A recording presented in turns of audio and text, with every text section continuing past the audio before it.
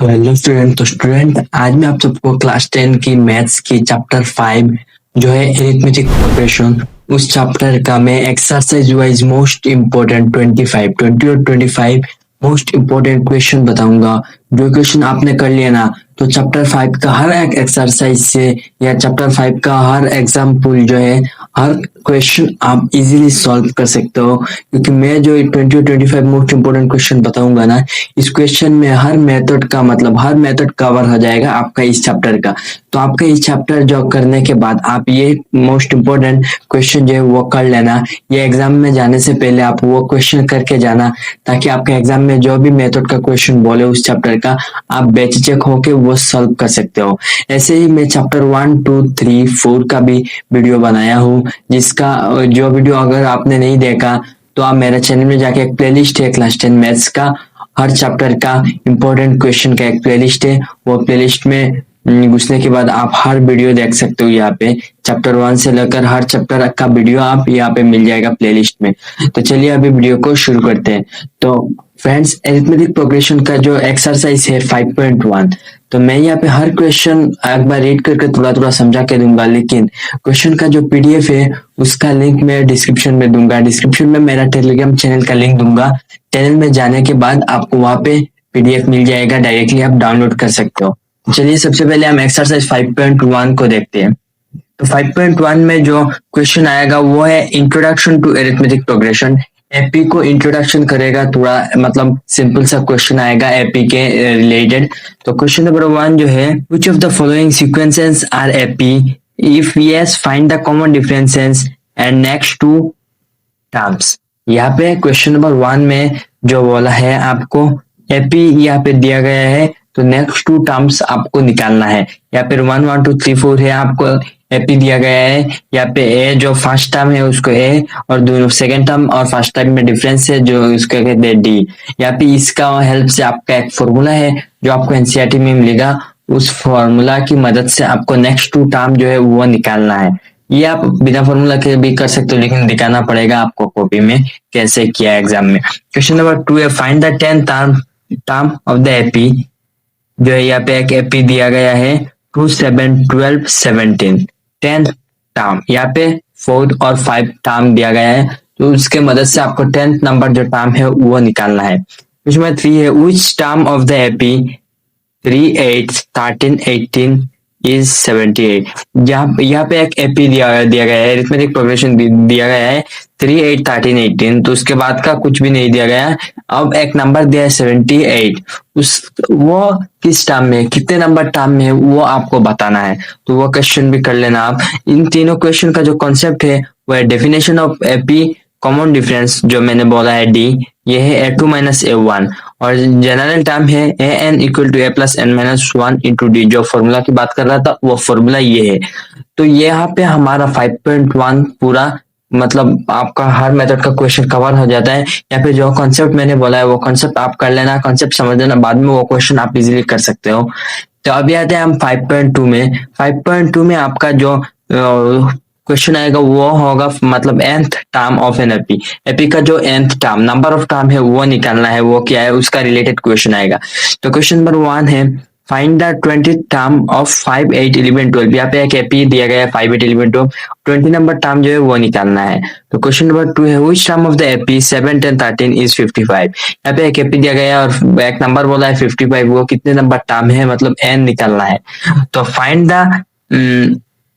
Find nth and 25th term of 5, 9, 13। Question number 3 जो है वो भी सेम है, मतलब क्वेश्चन ज्यादातर क्वेश्चन कभी कभी देखोगे सेम है, लेकिन उसका आंसर करने का तरीका कुछ अलग होगा। कोई मेथड फॉर्मूला चेंजेस आएगा, या कोई कैलकुलेशन थोड़ा हार्ड होगा, या कोई भी चीज नई चीज मिलेगा आपको हर सोल्यूशन में। क्वेश्चन नंबर 4 है, if 7 term equal to 13 and 13 term equal to 25 find the AP. यहाँ पे एपी निकालना है, दो टर्म बोला है, इस दोनों टर्म मदद से आपको एपी निकालना है।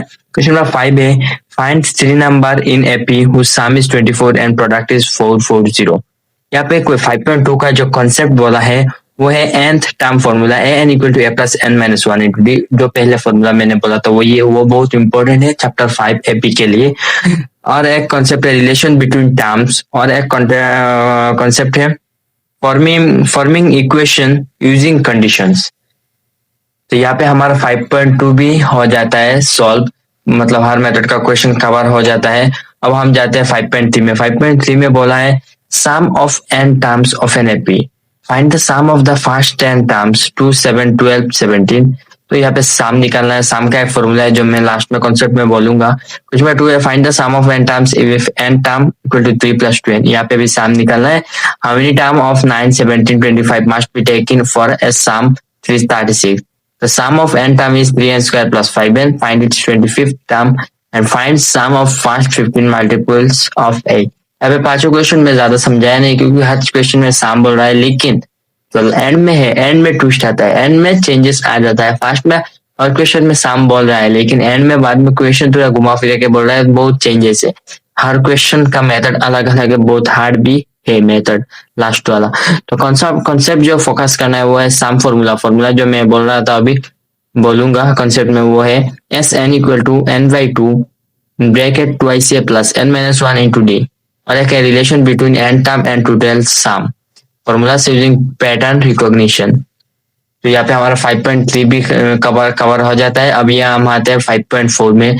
5.4 में जो है वो वाट प्रॉब्लम है, एप्लीकेशन वाट प्रॉब्लम क्वेश्चन है। आपको क्वेश्चन का वाट क्वेश्चन का क्या बोला है वो सही तरीके से समझना है, बाद में आप इजीली सॉल्व कर सकते हो। तो क्वेश्चन नंबर 1 है 70 rupees is distribute as 7 prize is 20 less than the previous, find the prizes. 2 है student took the 20 term as 107 instead of 121 in 7 13 19 25, find the correct sum. Houses number question number 3 जो है houses number 1 to 49 in a row, find the house number with equal sum before and after it. Question number 4 है find the sum of all odd numbers between 1 and 100। Question number 5 है a man repays 3250 rupees by paying 50 rupees first month and increasing 25 rupees monthly, in how many month will he repay। ये सब जो है ना question है जो मैं अभी इस एक्सरसाइज क्वेश्चन मैंने ज्यादा समझे नहीं। क्वेश्चन आप समझ लेना, क्वेश्चन का जो लैंग्वेज है वो समझ लेना, बाद में आप वो एपी निकालना है। हर बात ही एपी है, सामने है, एन है, वही निकालना है। ए निकालना है, डी निकालना है, सम निकालना है, एन निकालना है, मतलब नंबर ऑफ टर्म, एन मतलब क्या है, नंबर ऑफ टर्म है, वो निकालना है। वो भी बहुत ज्यादा क्वेश्चन आता है एन निकालने का। तो यहाँ पे कॉन्सेप्ट जो है what problem based on n term and sum, मैंने बोल रहा हूँ ना एन निकालना है तो एंथ का क्वेश्चन आता है। और एक है फॉर्मिंग इक्वेशन फ्रॉम पैटर्न्स, और एक है arithmetic progression AP in practical context. यहाँ पे कॉन्सेप्ट वही फोकस किया गया है जो 3, वो कॉन्सेप्ट आप समझ लेना, बाद में आप ये एक्सरसाइज भी कर सकते हो इजीली। तो अभी मैंने ये क्वेश्चन नंबर चैप्टर 5 का हर मोस्ट इंपॉर्टेंट क्वेश्चन जो हर मेथड पूरा कवर कर चुका हूँ। आप हर क्वेश्चन को सॉल्व करना, एग्जाम से पहले वो हर क्वेश्चन सॉल्व करके जाना। एग्जाम से बिल्कुल पहले पहला दिन या एग्जाम का दिन सुबह सॉल्व करके जाना। आप इस चैप्टर से रिलेटेड कोई भी क्वेश्चन आएगा आप बेझिझक सॉल्व कर सकते हो, क्योंकि इस चैप्टर का कॉन्सेप्ट जो है आपका पूरा 100% हो जाएगा, मतलब मेथड जो है। लेकिन ये क्वेश्चन सॉल्व करके आप एग्जाम में चला जाओगे तो नहीं होगा। एग्जाम से पहले मैं बोल रहा हूँ वो सॉल्व करना है, लेकिन सिर्फ यही सॉल्व करना ये नहीं, ये सॉल्व करने से क्या होगा, आप बाकी हर क्वेश्चन सॉल्व कर सकते हो, मतलब तरीका आपको आएगा।